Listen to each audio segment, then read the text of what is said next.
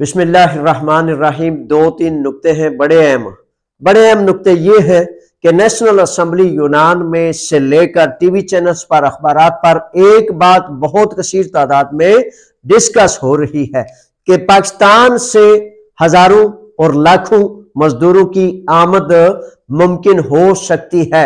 इसलिए मेरे बच्चों, आप रुक जाए, ठहर जाए, बहुत ज्यादा पैसे बर्बाद करने से रुक जाए, एजेंटों से रुक जाए, ताकि दुरुस्त रहनुमाई के साथ ऐन मुमकिन है कि आपका रोजी रिस्क बिल्कुल अच्छाई और खैर के साथ आपके रास्ते का सफर बन जाए।